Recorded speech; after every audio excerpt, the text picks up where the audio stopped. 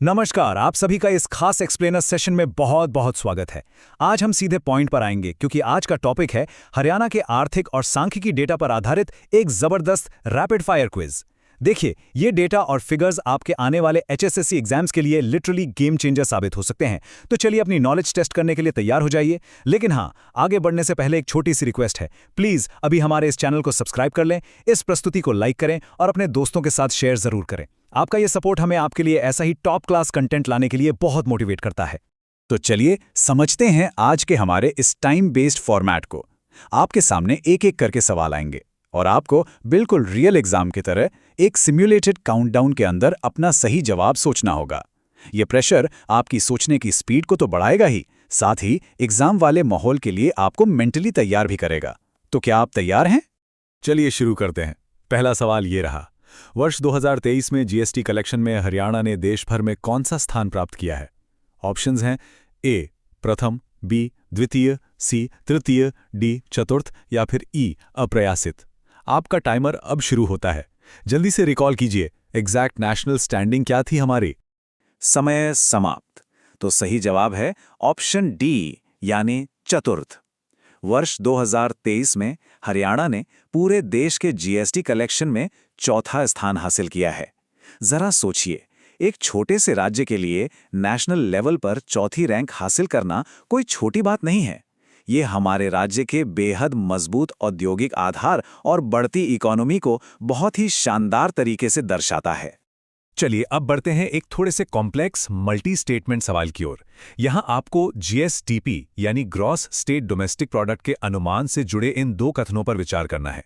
पहला, आर्थिक एवं सांख्यिकीय मामले विभाग हरियाणा जीएसडीपी का अनुमान तैयार करता है। दूसरा, स्थिर 2011-12 मूल्यों पर यह 3.0% की वृद्धि के साथ 3,34,026.56 करोड़ रुपए होने का अनुमान है।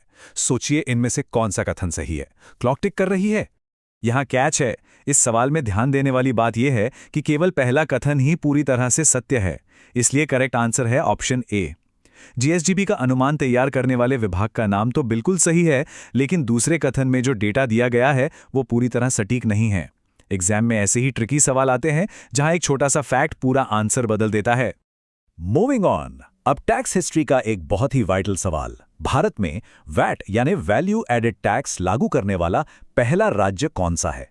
क्या वो ए उत्तर प्रदेश, बी मध्य प्रदेश, सी हरियाणा, डी राजस्थान या ई अप्रयासित? ये तो आपको टिप्स पर याद होना चाहिए। आपका टाइमर ऑन है, फटाफट जवाब सोचिए। बिल्कुल सही जवाब है ऑप्शन सी, अपना हरियाणा। ये फैक्ट हरियाणा की दूरदर्शी वित्तीय नीतियों को बहुत अच्छे से इलस्ट्रेट करता है। पूरे देश में सबसे पहले वैट को सफलतापूर्वक लागू करके हरियाणा ने राजस्व एकत्रीकरण यानी रेवेन्यू कलेक्शन में एक तरह की क्रांति ला दी थी। अगला सवाल देखते हैं। हरियाणा शहरी विकास प्राधिकरण, जिसे हम HSVP कहते हैं, उसकी स्थापना किस अधिनियम के तहत की गई थी? ऑप्शंस में आपके पास 1971, 1966, 1970 और 1977 के अधिनियम हैं। अर्बन डेवलपमेंट के नजरिए से ये एक बेहद जरूरी सवाल है। काउंटडाउन शुरू हो चुका है, सही साल को पहचानिए। और इसका सही जवाब है ऑप्शन डी, हरियाणा शहरी विकास प्राधिकरण अधिनियम 1977। एक छोटा सा रिमाइंडर, इसी प्राधिकरण को हम पहले हुडा के नाम से जानते थे। 1977 का ये एक्ट हमारे शहरों के योजनाबद्ध और स्ट्रक्चर्ड विकास के लिए एक बहुत बड़ा माइलस्टोन था। हम इस फास्ट पेस्ड टेस्ट के बिल्कुल बीच में पहुंच चुके हैं। एक गहरी सांस लीजिए और अब तक के सारे आंकड़ों को दिमाग में सेट कर लीजिए।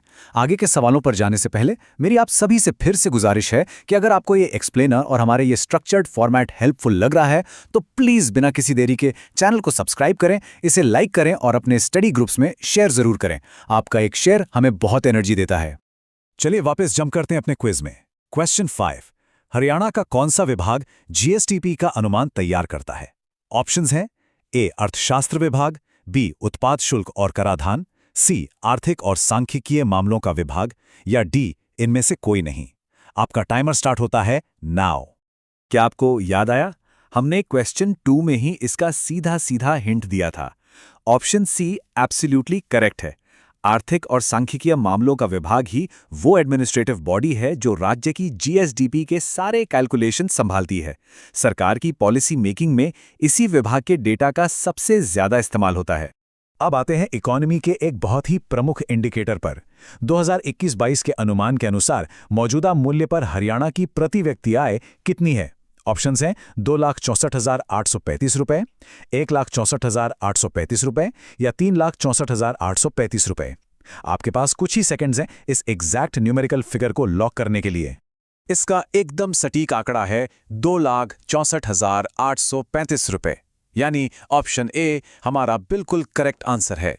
देखिए, एग्जाम्स में इतने क्लोज ऑप्शंस जानबूझ कर दिए जाते हैं ताकि आप कंफ्यूज हों, इसलिए ये बड़े नंबर्स आपको बिल्कुल क्लियर होने चाहिए। ये फिगर हरियाणा की मजबूत आर्थिक स्थिति का सीधा प्रमाण है। आगे बढ़ते हैं औद्योगिक उत्पादन की बेसलाइन की तरफ। क्वेश्चन 7, हरियाणा में औद्योगिक उत्पादन सूचकांक यानी आईआईपी की गणना के लिए आधार वर्ष या बेस ईयर क्या है? ऑप्शंस हैं ए 2001-2, बी 2011-12 या सी 2021-22। टाइमर चालू है, अपना बेस्ट गेस लगाइए। तो सही जवाब है ऑप्शन बी। पूरे राज्य में आईआईपी कैलकुलेट करने के लिए 2011-12 को ही बेस ईयर माना गया है। बेसिकली बेस ईयर एक एंकर की तरह काम करता है, एक ऐसा स्टैंडर्ड पॉइंट जिससे तुलना करके हम बता पाते हैं कि इंडस्ट्री में कितनी ग्रोथ हुई है या कितनी गिरावट आई है। आइए अब एक और बहुत ही वाइटल डेटा की ओर बढ़ते हैं। 2022-23 में हरियाणा के ग्रॉस स्टेट वैल्यू एडेड यानी जीएसवीए में कितनी वृद्धि का अनुमान है? आपके ऑप्शंस हैं ए 7.1%, बी 8.8% या सी 6.8%। ये इकोनॉमिक सर्वे का बहुत ही डायरेक्ट सवाल है।